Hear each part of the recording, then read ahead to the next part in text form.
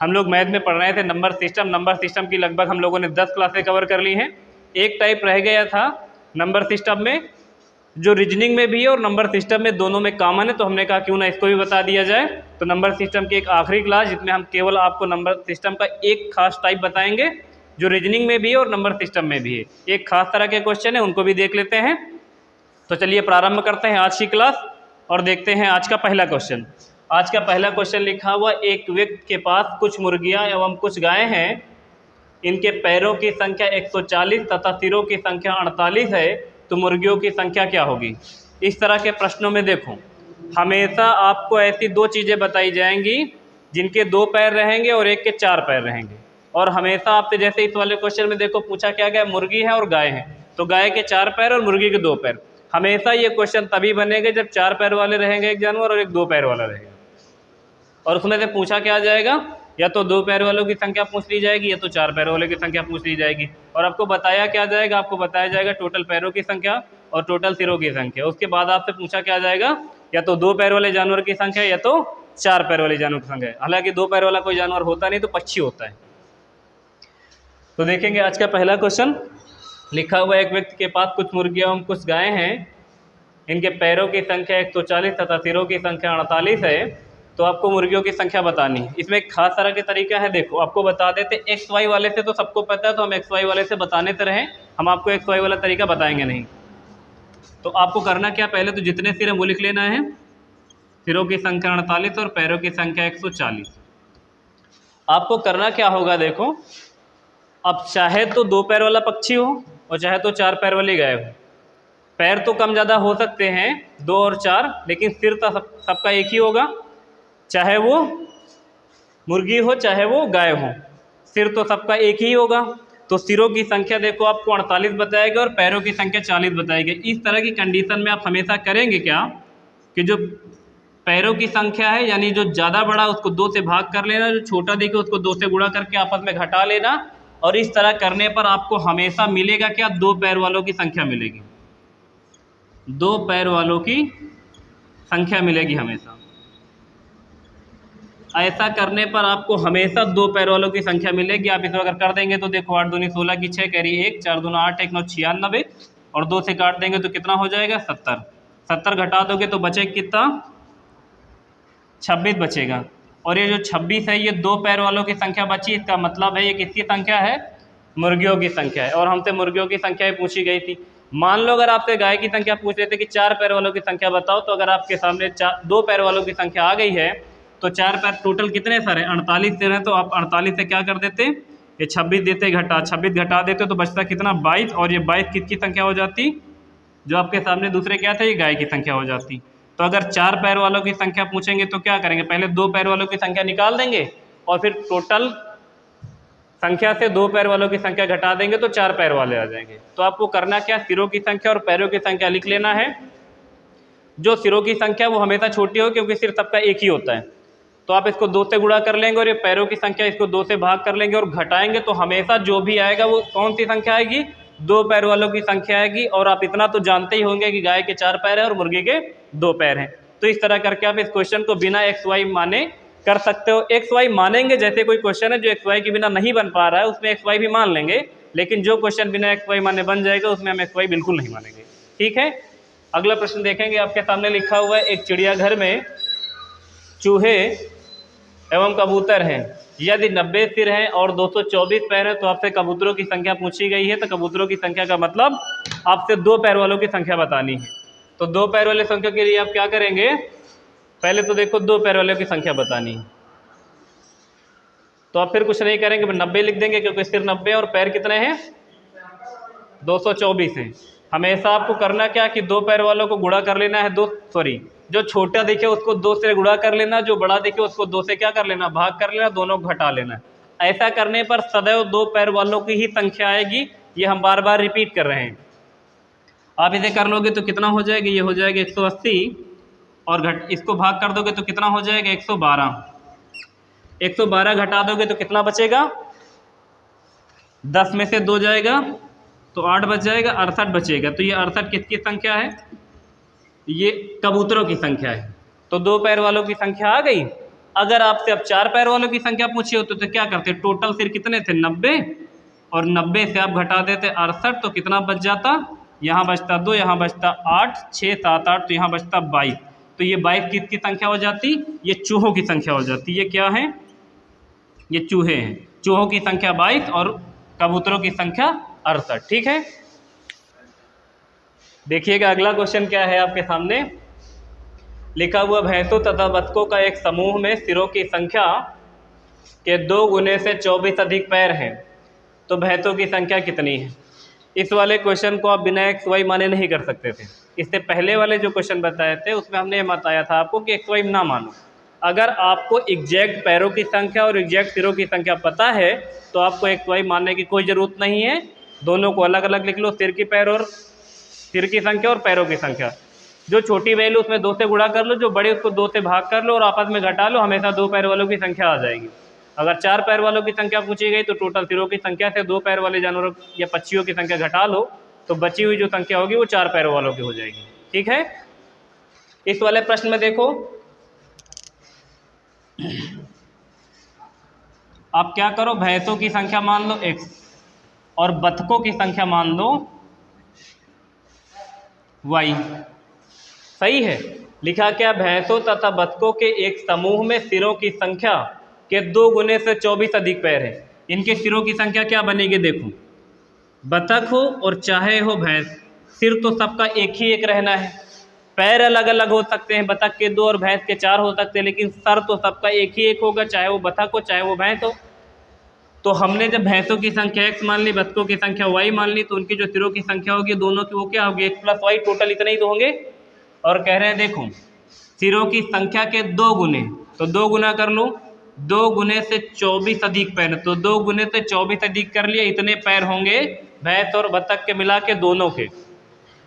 और अगर आपको भैंस पता है x, तो अगर भैंसों के पैरों की संख्या जानना हो तो क्या कर लो, 4x कर लो, क्योंकि प्रत्येक भैंस के 4 पैर होते। जैसे 2 भैंस होती तो 4 दूनी 8 पैर होते, 1 भैंस है तो 4 से गुणा करते 4 पैर होते। उसी तरह अगर x भैंस है तो उनकी पैरों की संख्या कितनी हो जाएगी, 4x। और प्रत्येक बतख के 2 पैर, तो इसको 2 से गुणा कर लोगे तो ये हो जाएगा 2y, क्योंकि बतखों की संख्या हम लोगों ने क्या मानी है, y मानी। अब ये जो इधर हो गई ये भी पैरों की संख्या, बीच में बराबर का निशान लगा लो, क्योंकि इधर भी पैरों की संख्या हो गई। दोनों तरफ पैरों की संख्या, तो बीच में आप क्या कर सकते हैं, बराबर का निशान लगा सकते हैं, क्योंकि देखो सिरों की संख्या के योग के 2 गुने से अधिक पैर है और सामने पैरों की संख्या लिखी। यहाँ से आपको बताना क्या है, भैंसों की संख्या, इसका मतलब आपको x की वैल्यू बचा लेनी। x की वैल्यू कैसे निकालोगे, इसको आगे सॉल्व कर लो, 2 का गुणा करा लो अंदर, ये हो जाएगा 2x प्लस 2y और प्लस में ये 24 बराबर करके लिखोगे 4x प्लस 2y।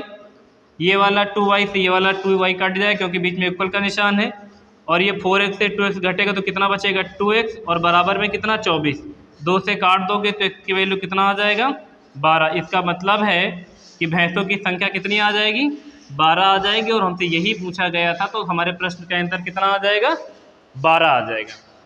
सही है, अगला प्रश्न आप देखेंगे। अगला प्रश्न लिखा हुआ है, कुछ संख्या में घोड़े और उतने ही संख्या में आदमी कहीं जा रहे थे।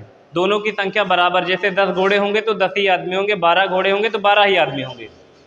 कहीं जा रहे थे, आधे मालिक अपने घोड़े पर बैठे थे जबकि शेष अपने घोड़े का नेतृत्व करते हुए उनके साथ साथ चल रहे थे। यदि जमीन पर चल रहे पैरों या टांगों की कुल संख्या 70 है तो घोड़ों की संख्या कितनी है।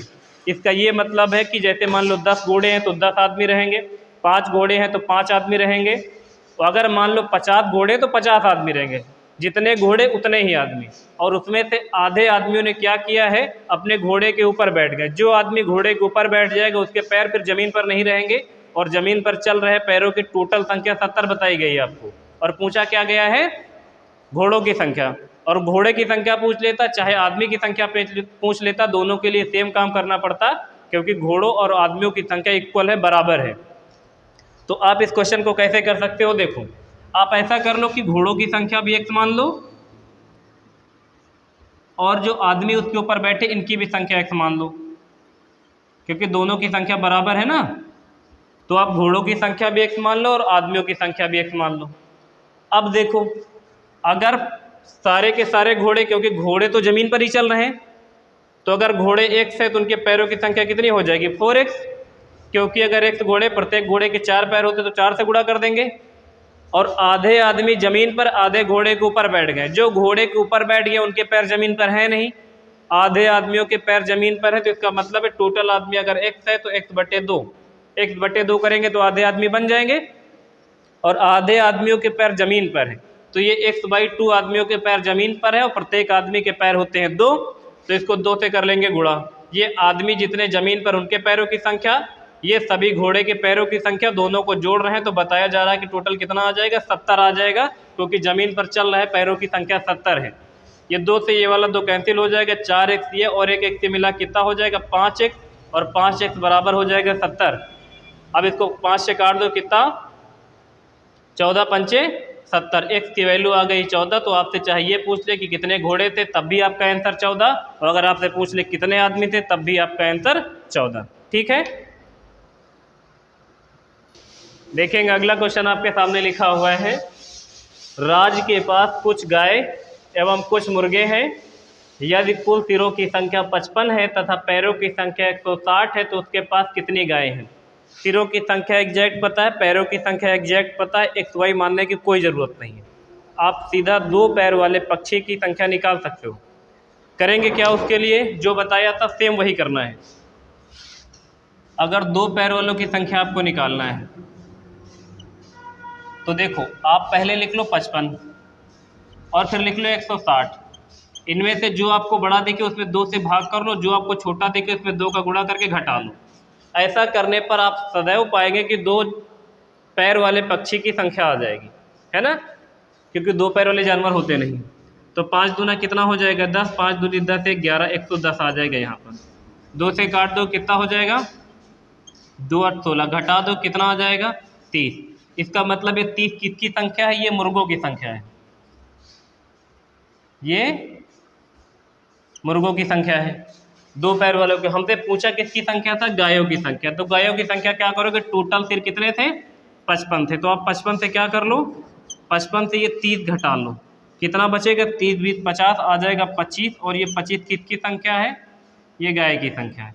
हमसे यही पूछा गया था कि बताइए राज के पास कितनी गाय हैं, तो 25 है। एक्स वाई नहीं मानेंगे, अगर आपको एग्जैक्ट सिरों की संख्या और एग्जैक्ट पैरों की संख्या पता है तो आप सदैव ऐसे करेंगे, तो आप एक्स वाई की तुलना में जल्दी क्वेश्चन आंसर बता पाएंगे क्वेश्चन का।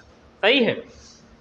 दूसरा क्वेश्चन बिल्कुल सेम वैसा ही है, और जो इसके बहुत अच्छे क्वेश्चन, बहुत टफ क्वेश्चन होंगे वो आगे भी हम डिस्कस करेंगे। फिलहाल जितने अभी हैं आपके सामने उतने देख लीजिए। एक जंगल में कबूतर एवं खरगोश हैं, यदि सिरों की संख्या 200 और पैरों की संख्या 580 है तो जंगल में कबूतरों की संख्या बताओ।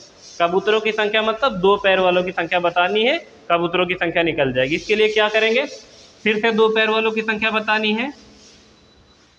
इससे पहले 4 पैर वालों की बतानी थी जो हमने निकाली, 2 पैर वालों की संख्या निकाली, टोटल संख्या में से 2 पैर वालों की संख्या घटा ली तो 25 आ गई, तो गायों की संख्या आ गई थी। अगर आप यहाँ देखेंगे तो 200 क्या है, 200 तो पैर है, तो 200 लिख लो, ये पैर की संख्या है, नहीं ये सिरों की संख्या, ठीक है। 200 सिरों की संख्या और पैरों की संख्या कितनी है 580 है। कुछ नहीं करना, 200 छोटा इसमें 2 से गुणा कर लो, और 580 बड़ा इसमें 2 से भाग करके आपस में घटा लो, 2 पैर वाले पक्षी की संख्या आ जाएगी, यानी कबूतर की संख्या निकल आएगी। ठीक है, ये हो जाएगा कितना 400, और घटा लो इसको 2 से काटो, 2 दूना 4 और 2 9 18, घटा लोगे 200 घट जाएगा, 100 में से 9 घट जाएगा तो बचेगा कितना 110। इसका मतलब है कि कबूतरों की संख्या आपके सामने, कबूतर कितने आएंगे, कबूतर आएंगे 110। अगर इसी जगह आपसे पूछ लिया जाता खरगोश की संख्या, तो खरगोश की संख्या जानने के लिए टोटल कितने सिर हैं 200 सिर हैं, 200 में से 110 तो कबूतर निकल गए हैं, तो बचेंगे 90, और ये 90 किसकी संख्या है, ये खरगोश की संख्या। फिलहाल हमसे कबूतरों की संख्या पूछी गई थी, तो हमारा इस वाले प्रश्न का उत्तर कितना आएगा 110, जो कि कबूतरों की संख्या। अगर आपसे खरगोश की संख्या पूछा होता तो 90 बताते, क्योंकि खरगोश के 4 पैर होते हैं और कबूतर के 2 पैर होते हैं।